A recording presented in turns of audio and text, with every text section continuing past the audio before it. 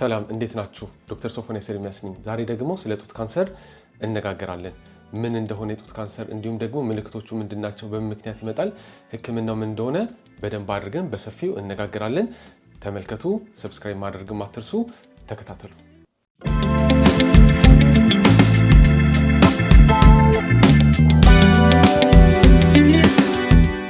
የጡት ካንሰር ማለት ትክክለኛ ያልሆኑ ወይም ደግሞ አብኖርማል የሆኑ ሴሎች በጡት ውስጥ ሲያድጉ ነው። እነዚህ ሴሎች ይባዛሉ፣ ያድጋሉ ማለት ነው። ከዛ በኋላ እንደ እጢ አይነት ነገር ይፈጥራሉ። እንደዛ ደግሞ ከፈጠሩ በኋላ ህክምና ካላገኙ ወደ ተለያየ የሰውነት አካል ይሰራጫሉ ማለት ነው። ወደ ሳምባ፣ ወደ ጉበት፣ ወደ አንጎል የመሳሰሉት ይሰራጫሉ ማለት ነው። ከጡት አልፎ ማለት ነው። ብዙውን ጊዜ የጡት ካንሰር የሚስተዋለው በሴቶች ላይ ነው። ነገር ግን አብዛኛው ጊዜ በሴቶች ላይ ቢስተዋልም የወንዶችም የጡት ካንሰር አለ ማለት ነው። ይሄ መታወቅ አለበት። የጡት ካንሰር በአራት እንከፍለዋለን በቀላሉ ለማስረዳት ማለት ነው። የመጀመሪያው ደክታል እንለዋለን ወይም ደግሞ ጡት ወተት ከሚያመነጭበት ቱቦ ይዞ የሚሄድበት ማለት ነው። ወይም ደግሞ የደክቶቹ ወይም ደግሞ ቱቦዎቹ ከዛ የሚነሳ የጡት ካንሰር ነው። ሌላኛው ደግሞ ሎቡላር እንለዋለን። ሎቡላር ደግሞ ምንድነው? ጡት ወተት የሚያመነጭበት ግላንዱ ወይም ደግሞ እጢው ከዛ ደግሞ የሚነሳው ሎቡላር የጡት ካንሰር እንለዋለን ማለት ነው። ሌላኛው ደግሞ ኢንፍላማቶሪ ብረስት ካንሰር ደግሞ የምንለው ያው በመቆጣት ምክንያት የሚመጣ ነው። ይሄ ደግሞ በጣም በፍጥነት ይባዛል ማለት ነው። ሌላ ደግሞ ትሪፕል ኔጌቲቭ የምንለው አይነት የጡት ካንሰር አለ። ይህም ደግሞ እጅግ በጣም የመጀመሪያው እጅግ በጣም አስቸጋሪና በጣም ለማከምም በጣም ከፍተኛ የሆነ የጡት ካንሰር ነው። ይሄ ትሪፕል ኔጌቲቭ የምንለው የጡት ካንሰር አይነት ማለት ነው። ለማከም በጣም አስቸጋሪ ነው። ለመቆጣጠር እጅግ በጣም አስቸጋሪ ነው። ወዲያውኑም ነው የሚባዛው ማለት ነው። ለዚህ አራቱ የጡት ካንሰር አይነቶች ይህን ይመስላል። አሁን ደግሞ ምልክቶቹ እነጋገር። የጡት ካንሰር ምልክቶች እጅግ በጣም ማወቅ አስፈላጊ ነው። ምክንያቱም ይሄ በቀላል መዳን የሚችልበትና እጅግ በጣም መዳን የሚችልበትን የሚያልፍበት ስለሆነ ማለት ነው። ለዚህ ምልክቶቹን በደንብ አድርጋችሁ አዳምጡ። የመጀመሪያው ምንድነው? እብጠት ጡት ውስጥ መሰማት ነው። በአንዱ በኩል ሊሆን ይችላል፣ በሁለቱም በኩል ሊሆን ይችላል። ነገር ግን ብዙውን ጊዜ በአንድ በኩል ነው። ለዚህ በአንድ በኩል ያልተለመደ ከዚህ በፊት ቼክ ያላደረጋችሁት አይነት የጡት እብጠት መኖሩ፣ ጡት ውስጥ ጠጣር የሆነ እብጠት እንደ ኳስ አይነት ማለት ነው።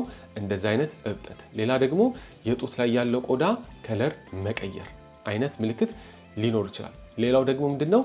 ከጡት ጫፍ የተለያዩ አይነት ፈሳሾች መፍሰስ፣ የምታጠባ እናት ካልሆነች በስተቀር ፈሳሽ መፍሰስ ማለት ነው። ደም የቀላቀለ ሊሆን ይችላል፣ መግል ያለው ፈሳሽ መፍሰስ። ሌላ ደግሞ የጡት ቅርጽ ወይም ደግሞ መጠን መጨመር ሊሆን ይችላል። በአንድ በኩል ብቻ መጨመር ሊሆን ይችላል። ሌላ ደግሞ መሰርጎድ፣ እንደ ዲምፕል፣ ይሄ ጉንጭ ላይ እንዳለው ዲምፕል አይነት የሆነ የጡት ቦታ ላይ መሰርጎድ አይነት ምልክት ሊታይ ይችላል ማለት ነው። ሌላው ነገር ደግሞ ምንድነው? የጡት ጫፍ ወደ ውስጥ መገለበጥ። ከዚህ በፊት ወደ ውጭ የነበረ የጡት ጫፍ አሁን ወደ ውስጥ ከተገለበጠ ይሄም የጡት ካንሰር ምልክት ሊሆን ይችላል። ለዚህ ነው ሴቶች ሁል ጊዜ ቢያንስ አንዴ እንኳን በሳምንት ራሳችሁን ቼክ ማድረግ አለባችሁ። ሌላ ደግሞ ምልክት ምንድነው? የብብት ስር አካባቢ እብጠት መሰማት። የብብት ስር አካባቢ እብጠት ካለ ይሄም የጡት ካንሰር ምልክት ሊሆን ይችላል። ለዚህ ምልክቶቹን በደንብ አውቃችሁ በደንብ ራሳችሁን ቼክ ማድረግ ያስፈልጋል። አትሊስት በሳምንት አንዴ ቼክ ማድረግ ያስፈልጋል። አዳዲስ እብጠቶቹ ራሱ ትንንሽ ቢሆኑ እነሱን ቼክ መደረግ እጅግ በጣም አስፈላጊ ነው ማለት ነው። አሁን ደግሞ ለጡት ካንሰር የሚያጋለጡ ምክንያቶችን ልንገራችሁ። የመጀመሪያው ምክንያት ምንድነው? በቤተሰብ ውስጥ የጡት ካንሰር ካለ። ሁለተኛው ነገር ደግሞ የጂን ሚውቴሽን ካለ ወይም ደግሞ የዘረመል ሚውቴሽን የዘረመል መቀየርም ካለ ይሄም ለጡት ካንሰር ያጋልጣል ማለት ነው። ሌላው ደግሞ እድሜ፣ በእድሜም የጡት ካንሰር ሊመጣ ይችላል። ነገር ግን በቤተሰብ ካለ ሄዶ ቼክ መደረግ ወይም ደግሞ ቅድም እንደነገርኳችሁ ራሳችሁን በሳምንት የማትችሉ ከሆነ በወር አንዴ ራሳችሁን ቼክ ማድረግ ያስፈልጋል ማለት ነው።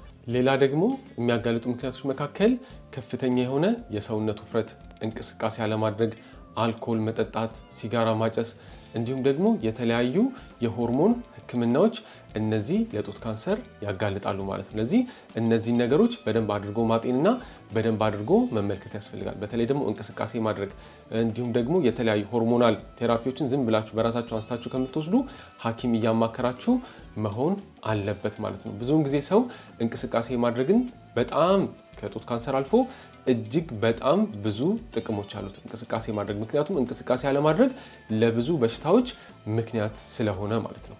እንዴት ራሳችሁን ቼክ ማድረግ እንደምትችሉ ልንገራችሁ። መጀመሪያ መስታወት ፊት ለፊት ነው ሄዳችሁ የምትቆሙት ማለት ነው። የላይኛው ልብሳችሁን አውልቃችሁ እንዲታይ አድርጋችሁ መስታወት ጋር ትቆማላችሁ ማለት ነው። ከዛ በኋላ መጀመሪያ ይሄ ጡት ቢሆን እንደዚህ እያደረጋችሁ በሶስት ጣታችሁ ማለት ነው በደንብ አድርጋችሁ መጫን ከፈለጋችሁ እንደዚህ መጫን ትችላላችሁ።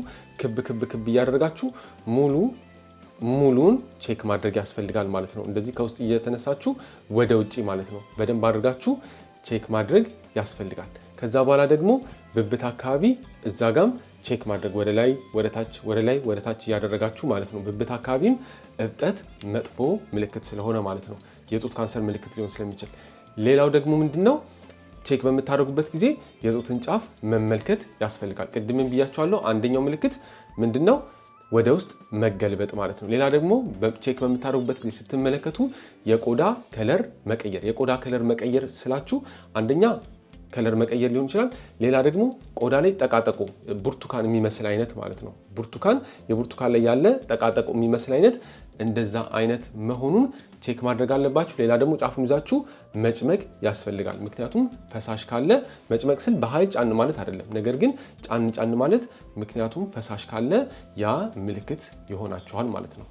ህክምናው ቅድም እንደነገርኳችሁ ራሳችሁን ሁሌ ቼክ የምታደርጉ ከሆነ ወዲያውኑ ካለም እብጠት ወዲያውኑ ስለምትይዙት ያንን እብጠት ማስወገድ ብቻ ነው በቀዶ ጥገና ማለት ነው። ነገር ግን እየሰፋ ወይም ደግሞ ጊዜ እየተሰጠው እየሰፋ የሚመጣ ከሆነ ብዙ አይነት ህክምና ያስፈልገዋል ማለት ነው። ከህክምናዎቹ መካከል አንደኛ በቀዶ ጥገና እባጩ ማውጣት ሊሆን ይችላል፣ ጡትን ማስወገድ ሊሆን ይችላል፣ ኬሞቴራፒ ሊሆን ይችላል፣ ራዲዬሽን ቴራፒ የጨረር ህክምና ሊሆን ይችላል ማለት ነው። ነገር ግን እናንተ ሁሌ ራሳችሁን ቼክ ማድረግ አለባችሁ ማለት ነው። ምክንያቱም ከከፍተኛ የሆነ የጡት ካንሰር ብዙውን ጊዜ በዓለም ላይ በከፍተኛ ደረጃ ያለ ቢሆንም ቶሎ መያዝና ቶሎ ህክምና መደረግ የሚችል አይነት ካንሰር ነው ማለት ነው። ሁሌም ቢያንስ ቅድም እንደነገርኳችሁ ከቻላችሁ በሳምንት ካልቻላችሁ ደግሞ በወር አንዴ ቢያንስ ራሳችሁን ቼክ ማድረግ ያስፈልጋል። ዶክተር ሶፎንያስ ኤርሚያስ ነኝ። ስለተከታተላችሁኝ አመሰግናለሁኝ።